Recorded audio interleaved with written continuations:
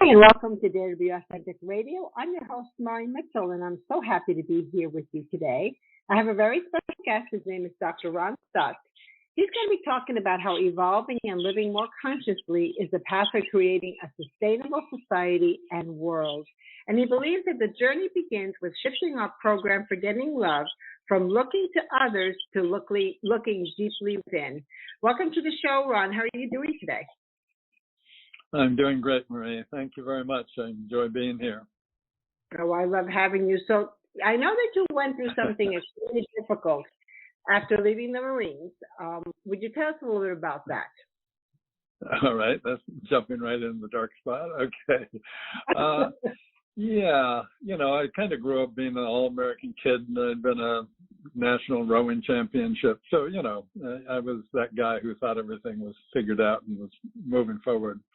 Mm-hmm. The Marines, of course, was a very difficult experience for me. It turns out I was extremely well prepared to learn to kill people or to be killed, and decided neither of those seemed like a good option to me. So I ended up, just listening to all the stories, going through all the difficulties of that experience for me, really turned into just a period that just shut me down. I mean, I left the Marines just with no sense of confidence in myself, in my country, in all those beliefs that I had been told growing up. And so it's easy to say, or at least accurate to say that, my early 20s, I was a mess.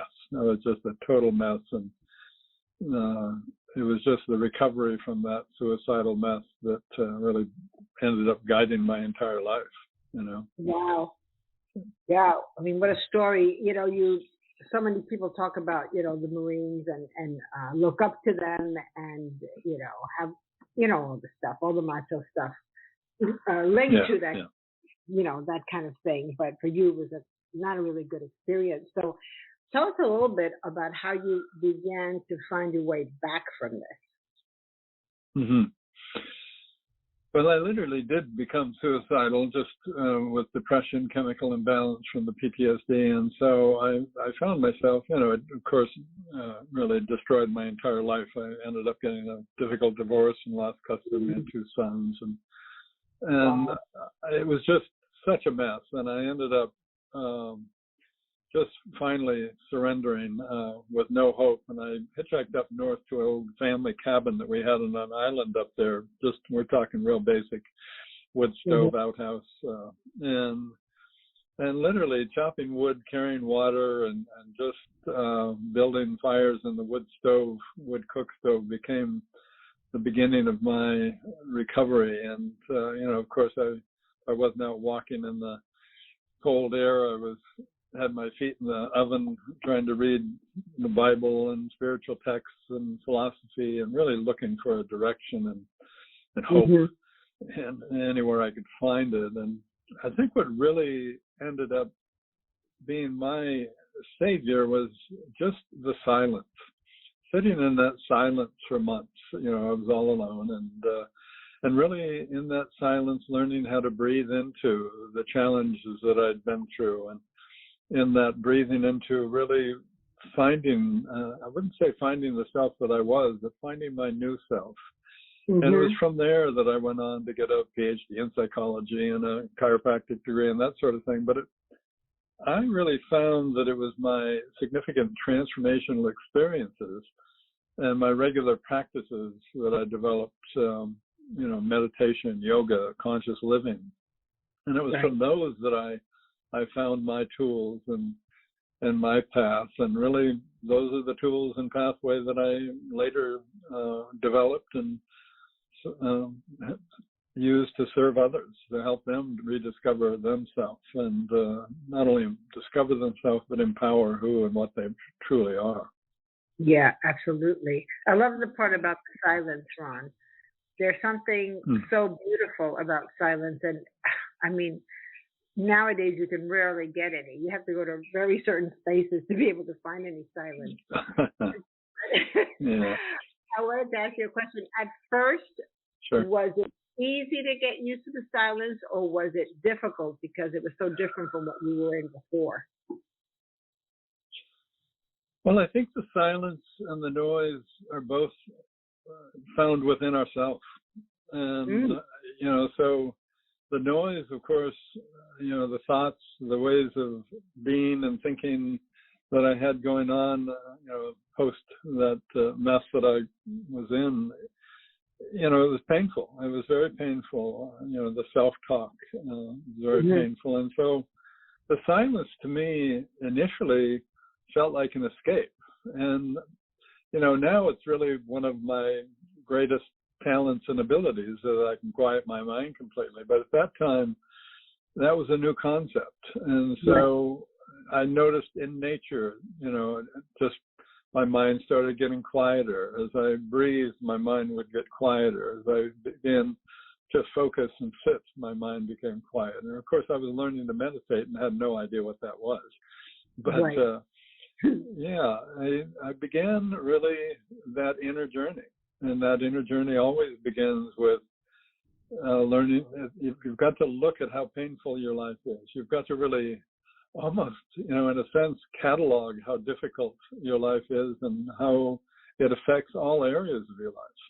In other words, a lot of people come to me and they'll say, oh, I'm doing fine. And then we start looking deeper into, well, how are you doing? How is this affecting your relationships? How is this affecting you financially, your health, whatever? And then they begin to go, wow, I guess I'm not so fine. And so they begin to see what they're at the effect of in that acknowledgement of their pain and suffering and challenges that they're living in. And that's the moment when you acknowledge really how your life isn't working for you, that you take a step back and you breathe and you take a deeper look. You become curious and go, well, what's my best next step? And that's when the journey begins. Absolutely. Absolutely. So as you were in that cabin, so there was nothing, right? You didn't have television or anything. It was just you, the mountain, in the cabin. There's nothing in the woods. It doesn't really have on the prairie. It sounds like a lot of work. We're talking a cabin my grandfather built back in the early part of the last century. So we're literally a pump house and an outhouse and no electricity, nothing like that. It was. I was there, and it supported me in being with myself and looking deeper within myself in ways that, you're right. No other place or situation would have done that. No distractions. Yeah. So as you, of course, you already knew that your life was a mess, but as you sat there in that cabin, in that silence, and you say, okay, so I know my life's not working. So what came to you about, well, if it's not working this way, how can it work? Because knowing it's not working is knowledge, but from there we have to take a step, don't we? Yeah, I'm going to take a step back and a little level of honesty here.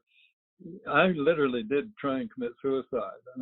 Took my hunting knife and thrust it towards my heart. And in that moment, and I was the all-American boy at the time, so completely unfamiliar with me, but I completely found myself dissolved in a white light. And I don't know how long I was in there, but I certainly felt the preciousness of life. I felt the perfection of life. I saw that there was a deeper meaning to my life and that there was a purpose behind everything that I could trust. Right. And so that timeless moment that I had in that experience, I think fed my soul, and I said, okay, how do I recreate that? How do I reconnect with that level of consciousness, that expression of God, if you will, in my way of thinking back then? And so I began looking at what didn't support that. I kind of had a higher intention of, okay, I want that. And so what doesn't support that? And how doesn't that support that? And how can I heal or nurture that part of myself that I need to rediscover? And, it was difficult because I believed in America. I believed in all the things that I had been told, and so I found myself sort of standing naked, having to come up with, okay, so that didn't work. So what are my beliefs? Who am I? And that's really where I guess I began. That's the answer to your question. Is I began to go, okay, well, what is important to me? What are my rules of the road, if you will? What level of consciousness ultimately do I need to be on to lead the supportive and valued life that I want to live and create for others? Yeah, that's perfect. Who am I? That goes to authenticity, what the show is about. Yeah. Who am I really? Yeah, exactly. Not who am I? Who am I trying to be? Who do the Marines want me to be? Who does the coach want me to be? Who do my parents want me to be? But who am I really? Exactly. You came face to face with your authenticity is what I think happened.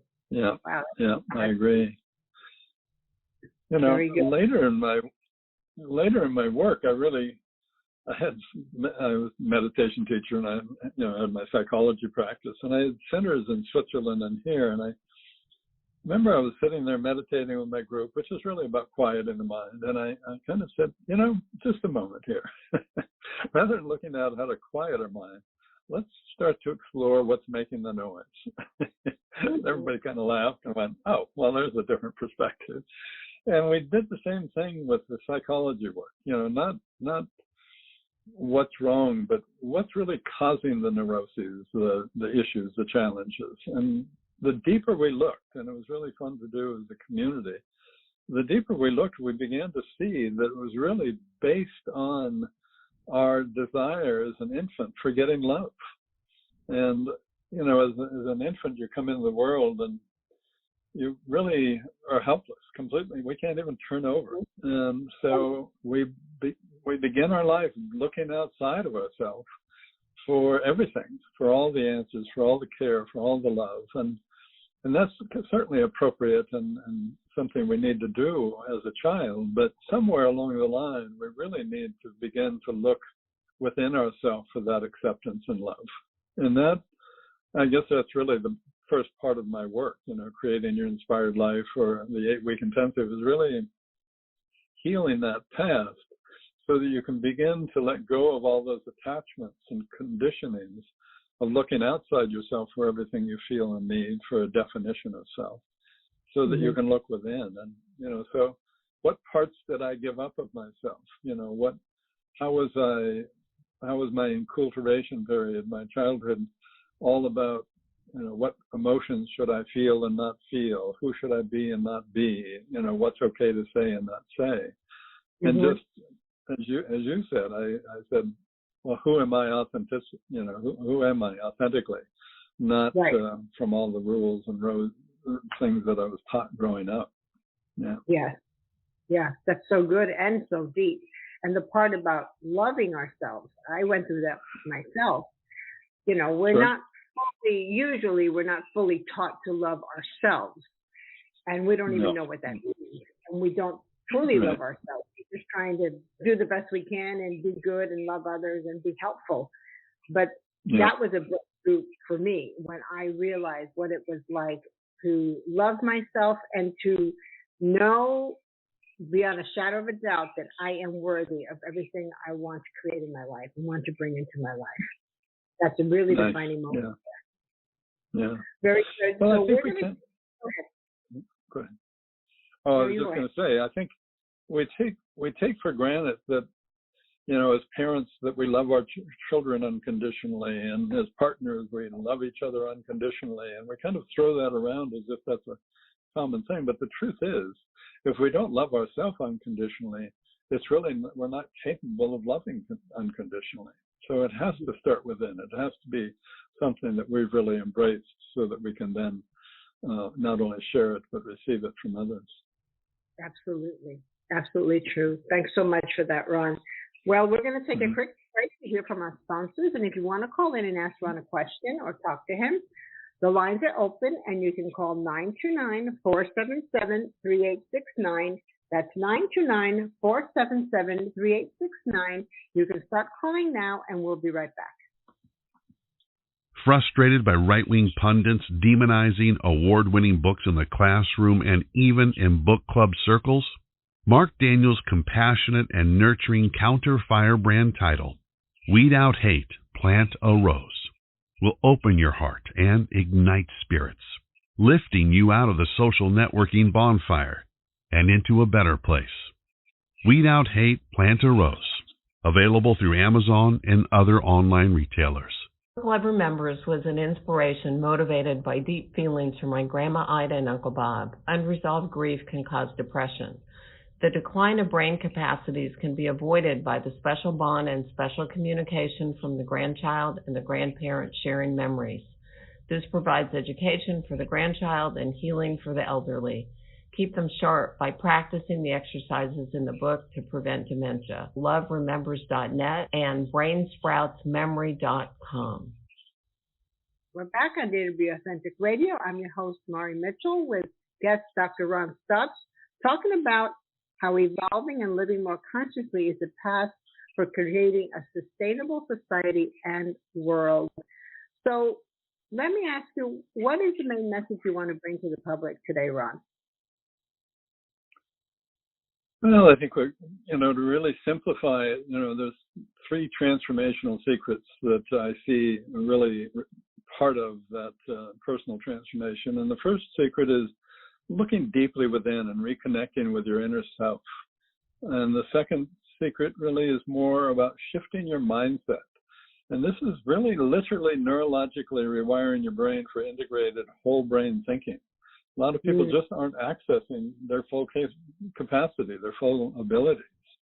And the third, and this is really, it's so wonderful to see it now proven in neurological studies, but the third is really about learning to access big mind or universal intelligence, and where you discover the best of who and what you are. I mean, I see people, it's almost like you're learning to think like Einstein and create like Michelangelo, because you're accessing a part of yourself that it initially might even feel separate from yourself, but it really is just the best of who and what you are. So those 3 key steps in doing whatever you need to do to access those abilities are really what I not only guide people in, but support others in doing. Wonderful. That sounds great. And I understand what each of them are. What do you believe is the first step for a person who wants to begin to connect with who they really are, and then they connect with the universe? I'm going to take a left turn here. It's almost like when people call, and we kind of touched on this earlier, it feels like the first opportunity you have is to really look at what's not working in your life, and to really breathe down into that and acknowledge how and where in your life it's not working. To really, it's almost, I use an analogy, it's like you're sitting in this chair that is kind of your comfort zone, and you really have to take a look at that chair and realize, oh, there's springs sticking up my my legs, and it's smelly, it's nasty, it's dirty, it's filled with, it's just not a comfortable chair. And you have to almost acknowledge that part of your life, at least, that it's just not where you want it to be. And it's not only a little uncomfortable, it's just really not acceptable. And then the first thing, that's when you have to take a breath. The breath is really the key to all aspects of transformation, but it begins with the breath, where you get curious enough about this challenge to go, well, what's my option? And then there's this other chair. In this chair, you really have to go, you have to see all the challenges in the chair you're in, and see all the benefits and loveliness and comfort and love and all the desirability of that other chair. Because until people really, it's funny to watch, but until they really own how terrible that old comfort zone is, they aren't willing to let go of it and shift to that new comfort zone. And so breathing in, acknowledging, expressing, and releasing all the emotional backlog that holds them back, so that they can begin to let go of what's limiting all aspects of their life. I'll give you an analogy. I'm a boat guy, so it's almost like you're this gorgeous sailboat capable of sailing anywhere you want to sail. And at some point in your life, you're sailing around and you take a look and go, gee, I'm kind of sailing in a circle here. I might be going across it, but there's this perimeter that I seem to stay within. And I want to go beyond that. I want to go further. I want to explore.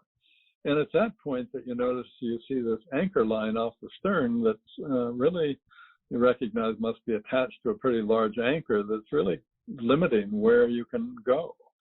Right. Now, we don't want to bring that nasty old dirty anchor up on this beautiful boat, but we do want to look at and acknowledge that the anchor line is really made up of all the unacknowledged, unexpressed, unreleased emotions that we've developed since earliest childhood oftentimes. So as we begin to acknowledge our issues around our parents and family and society, and literally acknowledging them, but also literally expressing, helping that inner child express those feelings so that they rediscover their voice. And every time we do that, we're really recovering a part of ourselves and becoming more whole, becoming more authentic, becoming, in essence, who we truly are meant to be. Yeah. And that's a process of breathing into it and reconnecting and rediscovery and accepting all that we are, which is really, what we truly are. It's just incredible. We're so capable. Yeah. Absolutely. I love that analogy, and I love the parts when you were talking about things you experienced in childhood. I was thinking that in those experiences, you kind of lose part of yourself. You lose this little part of yourself, and then maybe when you're older, in middle school, you lose another part, and maybe in high school and college, and before you know it, you lost so many parts of yourself. That's what I discovered, way later in my life, way into my 40s, that I didn't even know I had lost them. I had forgotten about those parts. And so that's really great. I love what you're talking about. So let's take a moment and talk about how to get a hold of you. Oh, okay, great. The easiest way is to really go to ronstotts.com, RONSTOTTS.com. And, you're welcome to go there, and on the homepage, there's a button that you can tap and get 9 insightful questions that they're designed for entrepreneurs and leaders, but they're also really helpful for anyone, helping you understand where you are, where you want to get to, and really the gap in between and what you can do to reach your goals. That's probably the easiest way. Yeah. So go to Ron Stotts, RONSCOTTS.com. You'll see everything there. It's right here on the Blog Talk link for you to get there easily. And this show is live, but I want to remind you that a replay of it is made right after and available right after. So spread this broadcast, because Ron has so many really good things to tell us about how to connect back with ourselves. And I was thinking, Ron, that it's not like you connect and you're connected. It's like it's something that's continual. It's a process, is it not?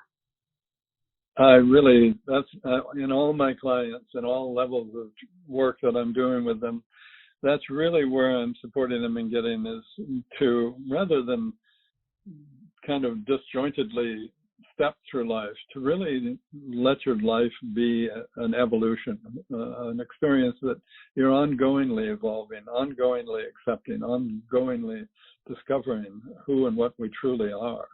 And it's in that level of trust and surrender and becoming that you really discover the beauty of life. Absolutely. Very good. So is there one last thing you'd like to say to the listener? We have about 5 minutes left. Something that's deeply on your heart today.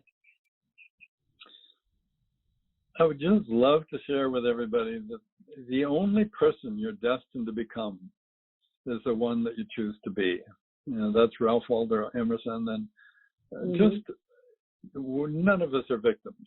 Certainly we've been victims perhaps in our childhood in the past, but it's learning how to take whatever our earlier experiences were and shift that to something that empowers us, to really look at how we can take all of our experiences and use them as lessons and opportunities to grow and become an empowered, loving, open-hearted human being that serves others, that leads others, that really brings out the best in themselves and in others. Beautiful. And the best part about that is that, like you said, we can make that choice. No one can tell us that we cannot become, I mean, they can tell us all they want, but no one can keep us from that person.